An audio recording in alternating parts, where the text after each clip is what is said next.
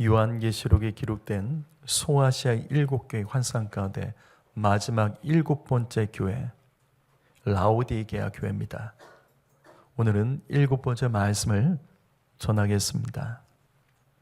라오디게아 교회, 이 교회는 예수님의 칭찬이 하나도 없습니다.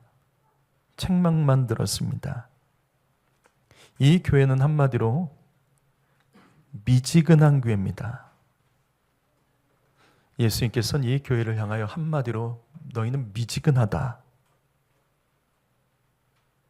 그렇다고 라오디게아 교회는 아무것도 안 한 것은 아닙니다. 이 말씀 처음에 보는 것 같이 내가 너의 행위를 안다. 분명 주님 앞에서 교회가 해야 할 행위는 했습니다. 하지만 미지근했습니다. 형식적이고 진실하지 못했습니다. 하나님의 뜻대로 행한 것이 아닙니다. 그렇다면 왜 이렇게 됐을까? 요한계시록 3장 이어지는 17절을 보시면 그들은 스스로 말합니다. 나는 부유자다, 부유하다, 부족함이 없다. 라오디게아 교회는 요한계시록의 7교회 중에 부족함이 없는 가장 부유하고 평안했던 교회입니다. 그래서 예수님께 책망을 들은 겁니다. 다른 교회들은 교회 안에 이단의 문제들, 또 순교자가 나오고 핍박을 당하고 배교가 일어나고 가난했습니다. 그럼에도 불구하고 마라나타의 신앙으로 선한 싸움을 하며 사명을 감당했습니다. 하지만 라오디게아 교회는 모든 조건이 좋았습니다. 부유했습니다. 부족함이 없는 환경입니다. 하지만 하나님께서 주신 부요케 하신 뜻과 사명을 깨닫지 못하고 아무렇게 쓰임도 받지 못합니다. 여러분, 이 말씀 놓치지 마십시오. 하나님께서 주신 우리에게 건강이 있으십니까? 재정이 있으십니까? 재능이 있으십니까? 그거 가지고도 쓰임 받지 못하면 이 말씀처럼 됩니다. 주께 쓰임 받지 못하면 공고해집니다. 가련해지고요, 가난해집니다. 영적으로 어둠에 갇힙니다. 벌거벗고 수치를 당합니다. 바로 이것입니다. 자기 편한 대로 예수 믿으면 안 됩니다. 내 컨디션대로 예수 믿으면 큰일 나십니다. 쓰임 받으셔야 돼요. 하나님이 쓰시기 편해야 됩니다. 하나님이 쓰기 편한 사람은 사람이 쓰기 편합니다. 그것이 오늘 말씀의 핵심이에요. 그래서 우리는 지난 시간에 예수님께서 이어지는 18절 말씀을 통해서 라오디 교회를 살리기 위하여 그를 사용하기 위해서 세 가지 명령을 함께 나눴습니다. 첫 번째는 불로 연단한 금을 사라. 두 번째는 흰옷을 사서 입어라. 그리고 세 번째는 안약을 사서 눈에 발라라. 예수님은 라오디게아 교회를 다시 살리시고 쓰임받게 하기 위하여 이같이 세 가지 명령을 하셨습니다. 이 같은 내용은 지난 시간까지 말씀을 통해서 함께 나눴고, 기억이 안 나시면 유튜브에 가서 다시 확인하시면 됩니다. 오늘은 그 다음 말씀입니다. 우리 19절 말씀, 19절 말씀을 읽어봅니다. 19절 말씀을 읽어봅니다. 시작.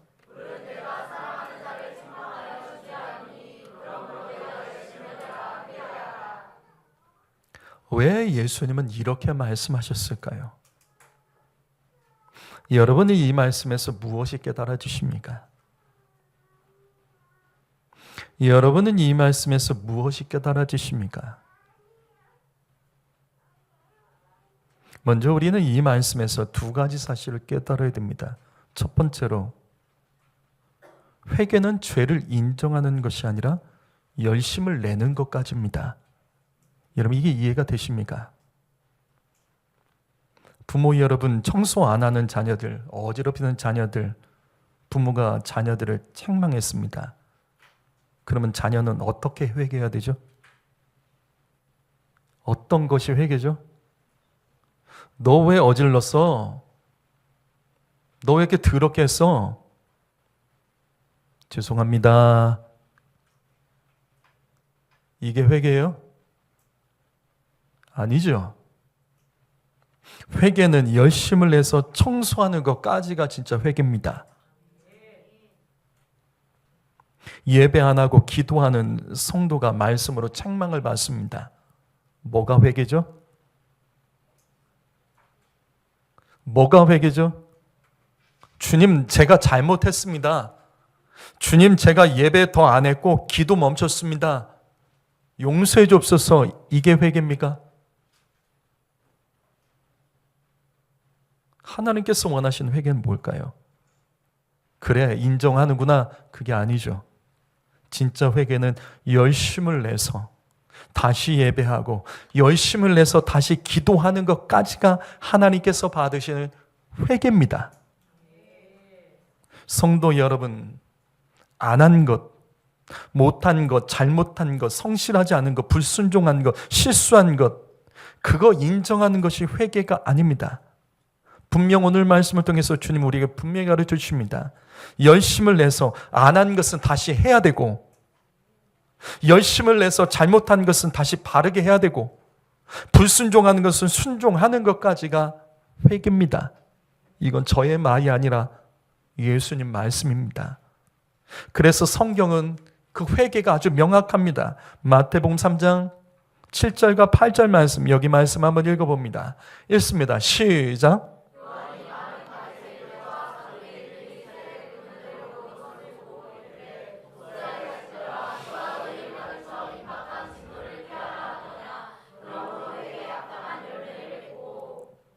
세례 요한이 회개하라, 천국이 가까이 왔다. 이게 헬라어로 보게 되면 너가 손 뻗으면 천국이 잡힌다라는 단어예요.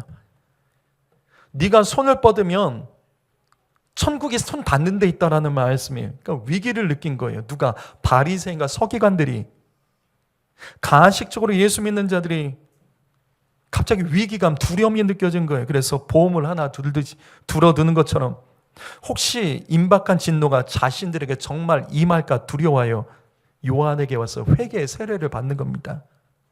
제가 잘못했습니다. 용서해 주십시오. 그 증거로 세례를 받는다는 거예요. 그러자 요한이 말합니다. 진짜 회개는 합당한 열매가 있어야 된다. 진짜 회개는 내가 회개했다는 구체적인 열매가 있어야 한다는 말씀입니다. 잘못된 것이 있으면 돌이켜 옳게 하는 것까지가 회개라는 거죠. 성도 여러분, 회개는 자아를 성찰하는 것이 아닙니다. 돌아봤더니 이게 내가 잘못했구나. 이러면 안 됐는데 그래, 내가 잘못했어. 자아 성찰이 회개가 아닙니다. 회개의 핵심은 열매입니다. 마태복음 7장 17절과 19절 말씀, 여기 말씀 한번 읽어보죠. 읽어봅니다. 시작.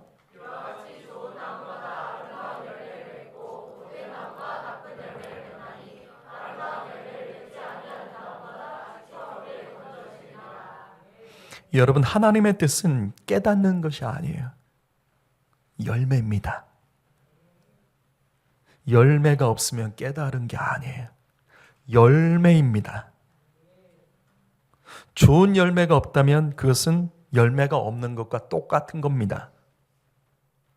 하나님께서 받으시기에 합당한 회개는 열매가 있어야 합니다. 그래서 회개는 죄에 대하여 인정하는 것으로 끝나는 것이 아니라 열심을 내어 좋은 열매까지 맺는 것까지가 회개라는 겁니다. 그렇다면 우리는 돌아봐야죠. 요즘 여러분 어떻게 회개하고 있습니까? 성도 여러분, 우리 어떻게 회개하고 있습니까? 회개의 열매가 있으십니까? 분명 인정은 할 거예요. 이거 아닌데 하나님 잘못했습니다. 근데 거기서 멈추지 않으십니까? 여러분 잘 들으십시오. 믿음도 행함이 있는 믿음이 살아있는 믿음인 것처럼 회개도 행함으로써 선한 열매를 맺는 것까지가 참된 회개입니다. 그래서 회개는 그에 합당한 열매가 있어야 되는 겁니다. 입술로만 회개하는 것, 그것이 바로 오늘 말씀에 미지근했던 라오디게아 교회입니다. 다시 반복합니다. 요한계시록 3장 15절 말씀, 내가 너의 행위를 아노니. 라오디게아 교회는 아무것도 안 한 교회가 아니에요. 아무것도 안 한 교회가 아니에요. 행위가 있었습니다. 예배했어요. 하나님 앞에 엎드려 회개했습니다. 똑같이 했다고요. 그런데 문제는 주님이 받아주시질 않는 거예요. 왜? 미지근했기 때문에. 미지근했기 때문에.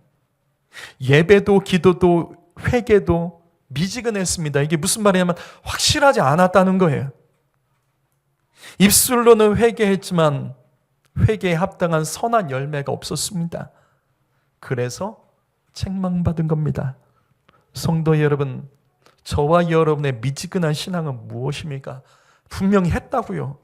분명히 했습니다. 분명히 했습니다. 근데 하나님께 인정받지 못하는 우리들의 미지근한 신앙은 무엇일까요? 여러분 다시요. 마태복음 7장 17절과 19절 말씀. 우리의 믿음은 주님이 원하시는 열매를 맺는 데까지 이르러야 됩니다. 내가 원하는 열매가 아니라 주님이 원하는 열매를 맺어야 됩니다. 내가 무엇을 했느냐가 중요한 게 아니라는 거예요. 뭐가 중요하냐? 하나님이 원하신 대로 했느냐가 핵심입니다. 나는 무엇을 했다. 그게 라오디게아 교회예요. 그러나 하나님이 바라시는 것은 내가 원하는 대로 했느냐. 이게 핵심입니다. 그래서 열매로서 그것을 증명한다는 거예요. 여러분, 우리는 지금 여기 있는 말씀, 마태복음 7장 여기 19절 말씀, 이 말씀 다음 구절 아세요? 이 말씀 다음 구절이 뭐죠? 이 말씀 다음 구절이 뭐죠? 다 아는 말씀이에요. 하도 많이 반복해서 다 알아요. 이 말씀 바로 다음에 이어진 말씀이 바로 이 말씀이죠. 읽어보시겠습니다. 시작.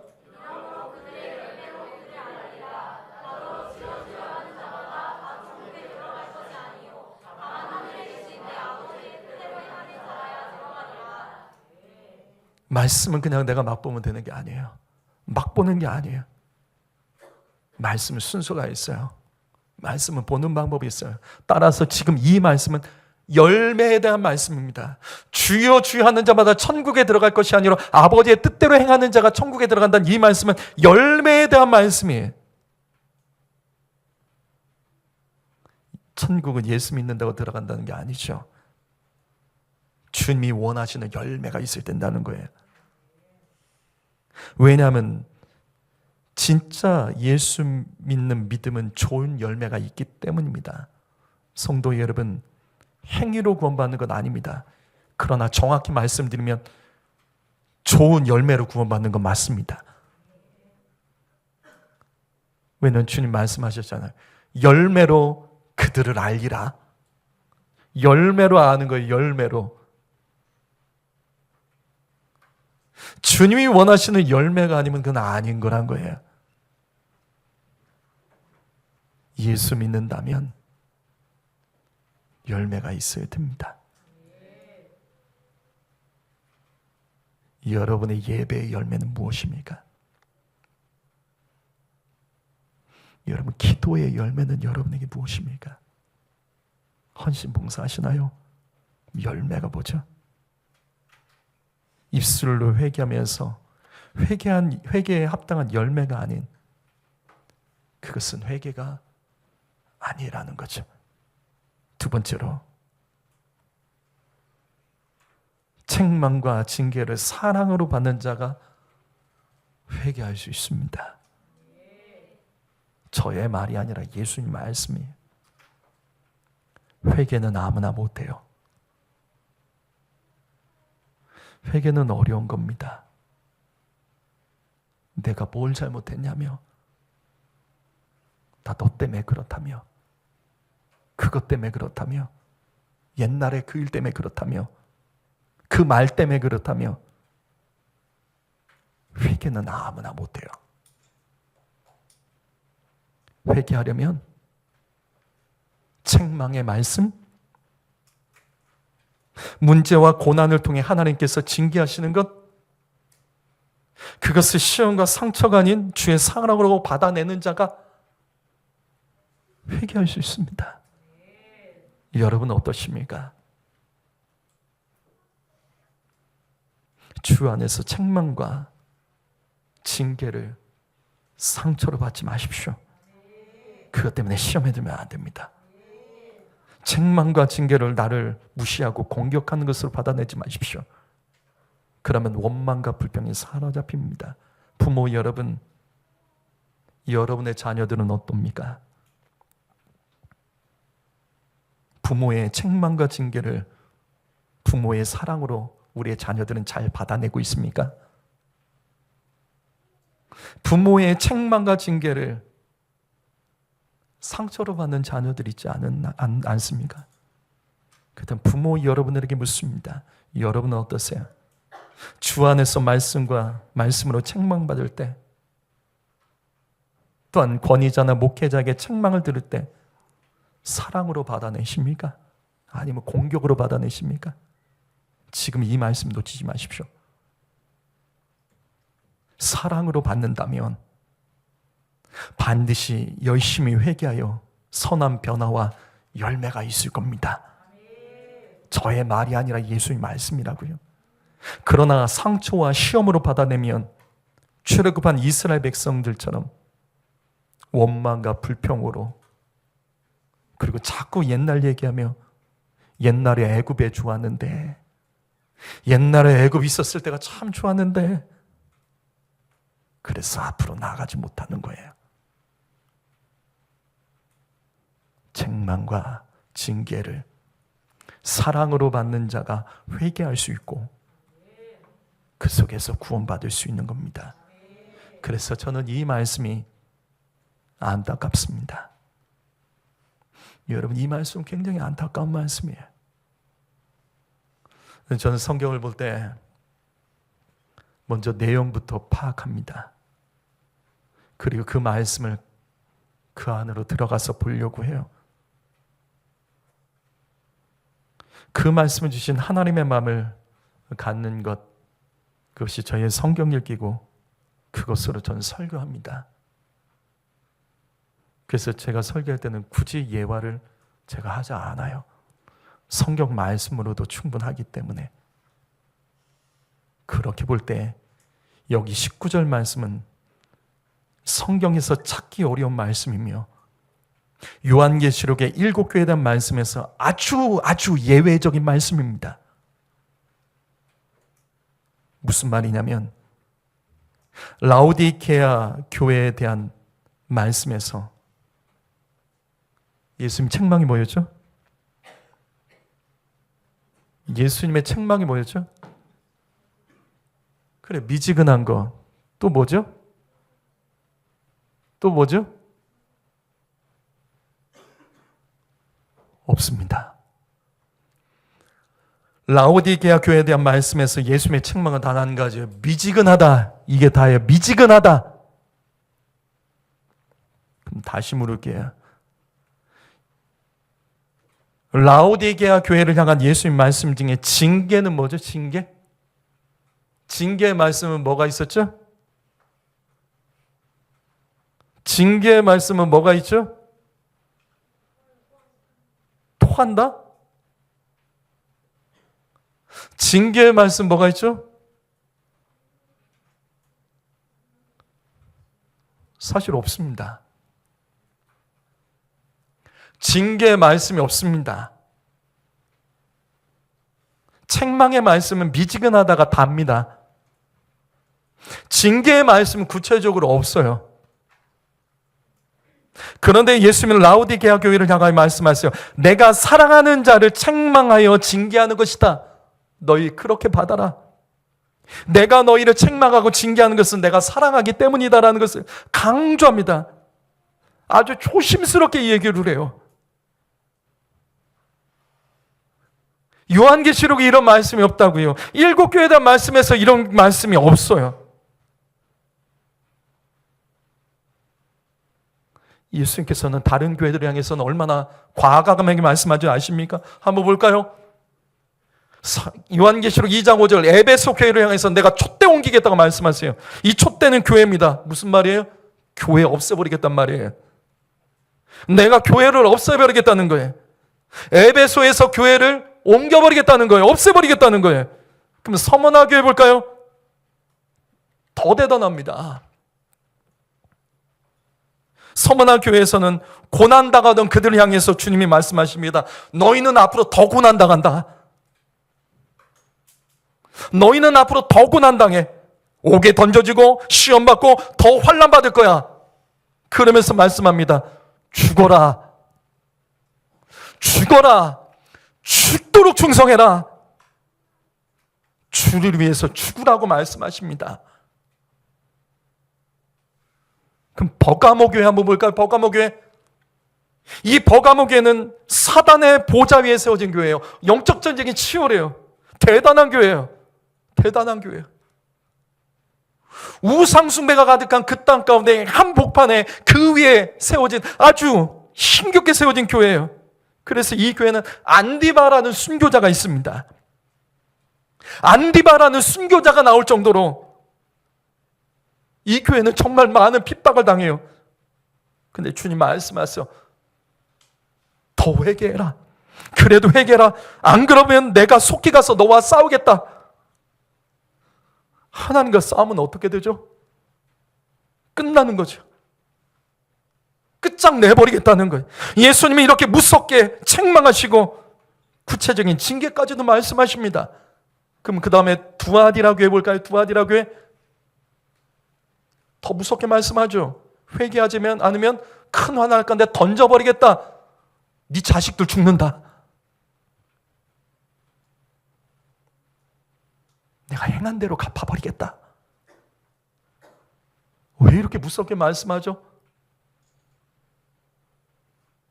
사대교회를 향해서 말씀합니다.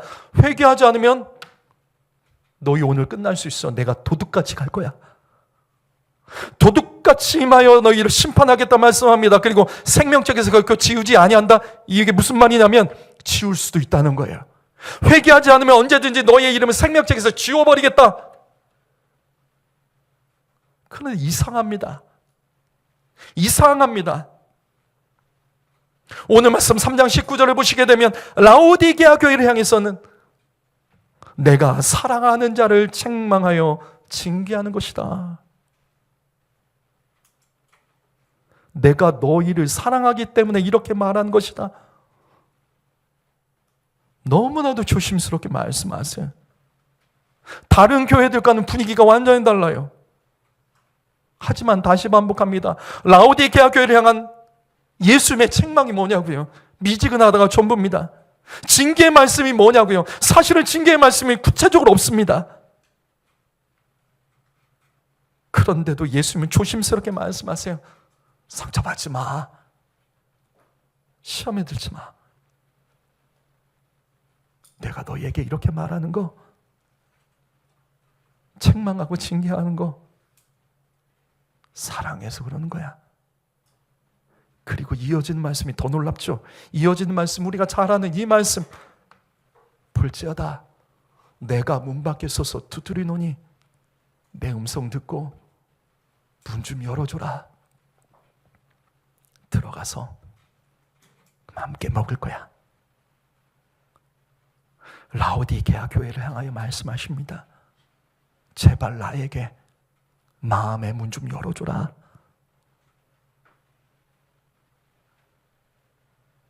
밖으로 쫓아냈던 나 좀 다시 들여보내줘라.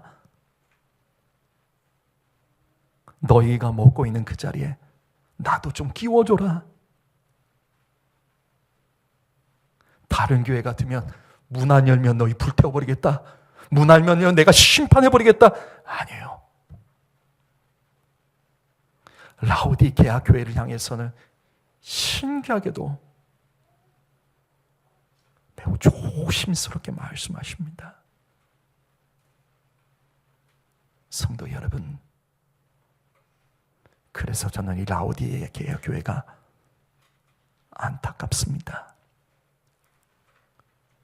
왜 예수님께서는 다른 교회들을 향해서는 무섭게 책망하시고 경고하시며 말씀하셨지만 왜 이 교회를 향해서 이렇게 조심스럽게 말씀하죠? 그 이유가 19절이에요. 라오디게아 교회를 향하여 예수님께서 조심스럽게 말씀하실 수밖에 없었던 그 이유는 이 교회는 주님의 말씀을 사랑으로 받아들이는 것에 매우 부족한 교회였어요.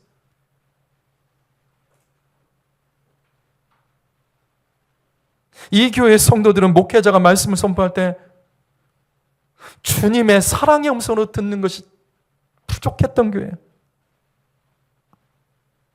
말씀을 들으면 자주 부담스러워하고, 말씀을 들으면 자주 상처받고 시험에 들었고, 말씀을 들으면 자주 나의 삶의 방식과 생각에 대하여 간섭한다며, 말씀 듣고 자주 넘어졌고, 말씀 듣고 뒷말했고, 그래서 주님은 매우 조심스럽게 이 교회를 향해 말씀하십니다. 제발 나의 이 말을 사랑으로 좀 받아줘라. 마음의 문 좀 열어줘라. 나 너희 안에 들어가고 싶다.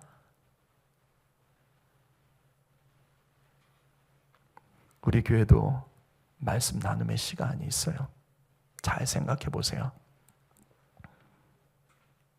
신기하게도 같은 말씀을 들었는데 반응이 이상한 분들이 계시죠. 나를 살리기 위한 말씀, 나를 건지고 쓰기 위한 주님의 말씀을 듣고 이상하게 어느 지점에 상처받고 넘어지는 분들이 계세요. 그 말씀 가지고 의심하며 뒷말하는 분들이 계십니다. 아마 있을 거예요. 성도 여러분, 여러분은 어떠십니까?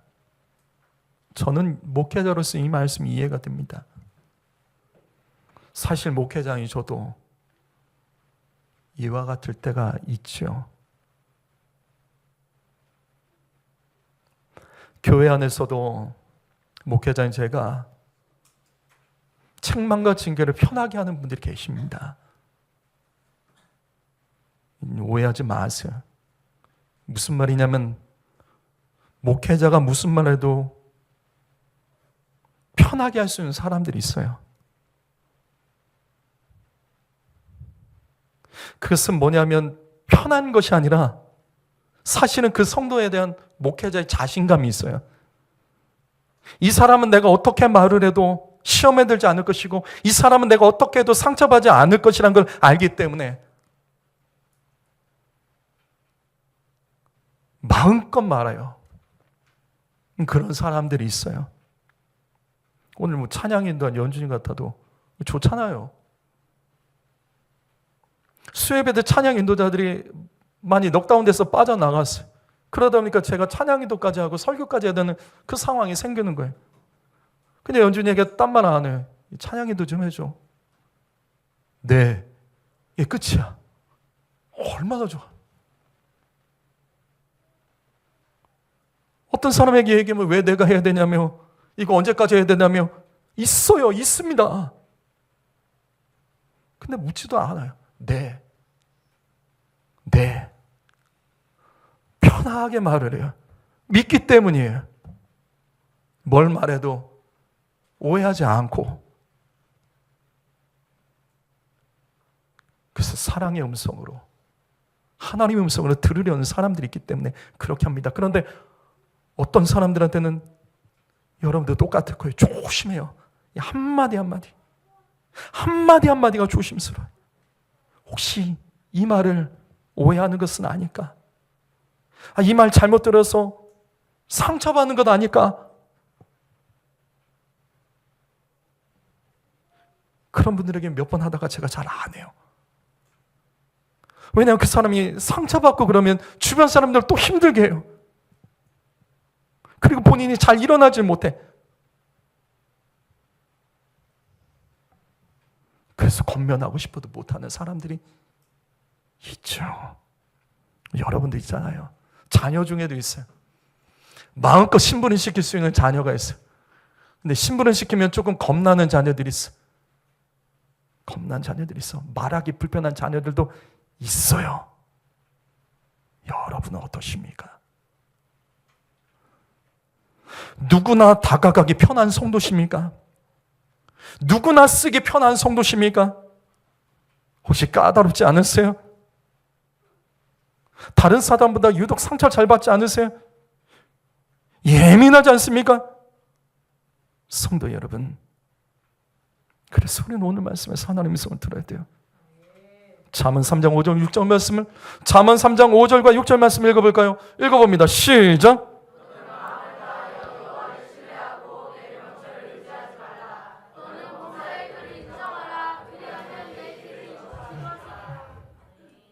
여러분은 마음을 어디다 다 하십니까? 여러분은 마음을 어디다 다 하십니까? 자기 감정에 다 하세요? 상처에다가 마음을 다 하고 계시지 않으세요? 원망 불평에다 마음을 쏟아넣고 계시지 않습니까? 그날 성경 분명 말씀입니다. 너의 마음을 다하여 하나님을 신뢰하라. 주님이 약속하세요. 그러면 내가 너의 길을 지도하리라. 이 말씀이 여기서 끝나잖아요. 너는 명철을 의지하지 말라. 성도 여러분, 나의 명철, 나의 경험, 나의 느낌, 나의 감정, 나의 생각 의지하면 안 됩니다. 하나님만 의지해야 됩니다. 그러면 하나님이 나의 길을 인도해 주신다고, 지도해 주시겠다고 약속하십니다. 이게 끝이 아니에요. 너는 범사의 그를 인정하라. 여러분이 인정하고 있는 건 뭐죠? 내가 인정하고 있는 건 뭐죠? 내 생각만 인정하고 있지 않아요? 내가 본 것만 인정하고 있지 않아요? 내가 들은 것만 인정하지 않아요? 내가 느낀 것만 인정하고 있지 않습니까? 내 감정, 내 경험만 인정하지 않으세요? 범사에 그런 것만 인정하지 말라는 거예요. 주님 말씀하십니다. 범사에 하나님만 인정해라. 그 뜻과 그 말씀만 인정해라. 나에게 책망과 징계의 말씀을 주셔도 주님이 나를 사랑해서 주시는 말씀이야. 이렇게 믿고 인정하며 나가십시오. 그러면 주님이 나의 길을 지도해 주시겠다, 쓰시겠다, 인도해 주시겠다고 말씀하고 계세요.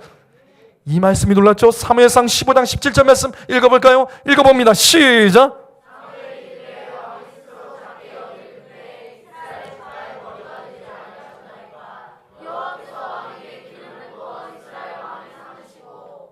이 말씀을 하나님께서 사무엘에게 사울 왕을 왕으로 삼은 것을 후회하시며 하나님이 괴로워하실 때 사무엘이 밤새도록 기도한 후에 사울 왕에게 가서 했던 말입니다. 그 말은 이거예요. 왕이여, 하나님께서 당신을 이스라엘의 지파의 머리, 즉 왕으로 선택하신 이유를 아십니까? 왕이 스스로 작아졌을 때, 스스로를 작게 여길 줄 알 때 주님이 당신을 머리로 세우셨습니다. 맞아요. 성도 여러분, 하나님께서 저와 여러분의 삶을 언제 높여준 줄 아십니까? 바로 이거예요. 우리가 스스로를 작게 낮출 때, 우리가 주 앞에서 완전히 작아질 때, 그때 주님께서 우리를 높여주셨죠.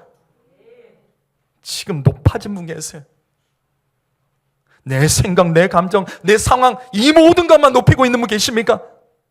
이 말씀 놓치지 마세요. 사울왕이 되지 않으려면 다시 스스로 작아져야 됩니다. 하나님께서는 겸손한 자를 쓰신다는 말씀이에요. 겸손하니까 쓰기 좋다는 거예요. 그렇다면 우리는 이 말씀 통해 알 수 있죠. 쓰기 까다로운 것은 교만하기 때문입니다.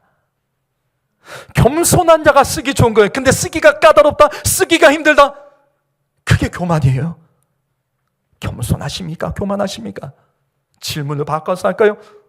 쓰기 좋으십니까? 쓰기 까다로우십니까? 우리는 이것에 질문을 하고 답을 할 줄 알아야 돼요. 말씀은 명확하다고요. 다시 오늘 말씀 19절과 20절 말씀 볼까요? 라오디게아 교회를 향해서는 예수님께서 조심스럽게 말씀하세요. 왜?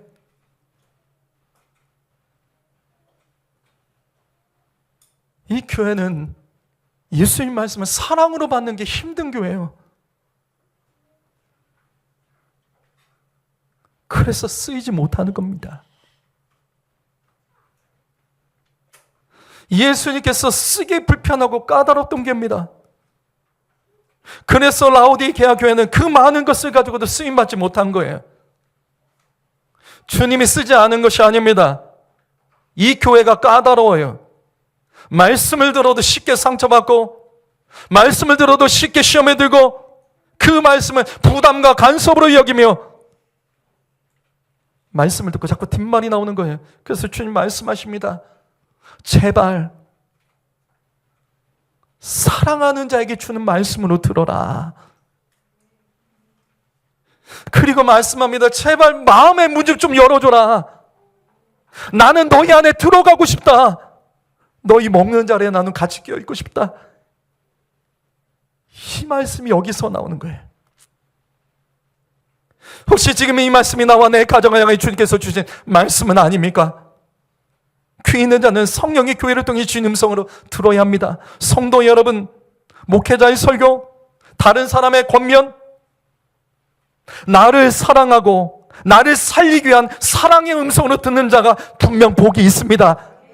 자녀 여러분, 여러분의 부모님이 여러분에게 어떤 말을 해도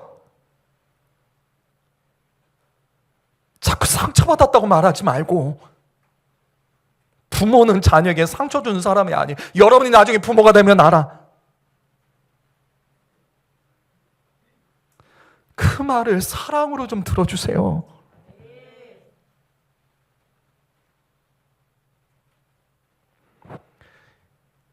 여러분, 그래서 성도들은 목회자의 마음을 절대 이해할 수 없어요. 목회자는 성도들 힘들게 하려고 설교하지 않습니다.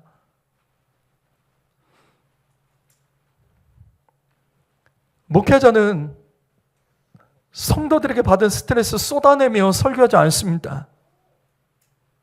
목회자는 누구 들으라고 설교하지 않습니다. 누구나 들어야 되기 때문에 그 같은 설교를 할 뿐입니다. 그래서 저는 이 같은 오해 안 받으려고 각 예배마다 주일, 수요일, 금요일, 새벽에 말씀의 순서대로 가요. 이런 오해 안 받으려고, 이런 뒷말 안 받으려고. 목회자는 다 똑같아요. 어떤 성도가 힘들어하면 어떻게 해서든 내 거라도 줘서라도 도와주고 싶고 같이 그 문제를 해결해 주고 싶어요. 목회자는 성도가 교회 떠날 때 나를 힘들게 한 성도가 떠나도 박수치지 않습니다. 그것 때문에 며칠간 알아요. 그것 때문에 며칠간 잠을 못 자요. 교사들은 알 거예요. 교사들은 이 마음 잘 알 거예요. 그때 내가 조금 더 잘해줄 걸. 야, 그때 내가 조금 더 이해해줄 걸. 조금 더 사랑해줄 걸. 교회 안 나오는 학생들이 있으면 교사들이 며칠간 시름시름 알아요. 힘들어합니다. 수없이 자기를 자학한다고요. 저도 똑같죠. 내가 괜히 여기 있었나?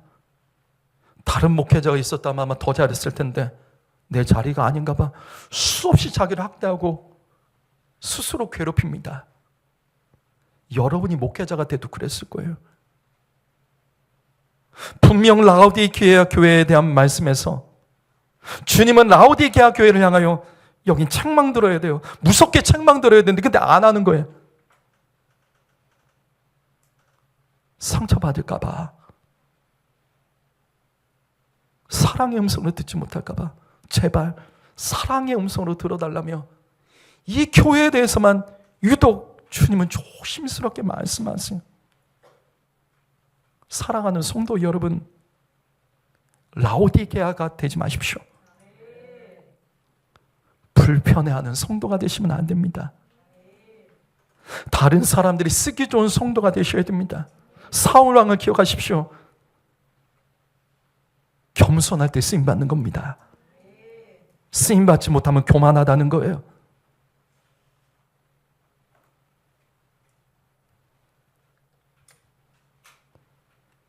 그래서 오늘 말씀의 마지막이 이렇게 끝나죠.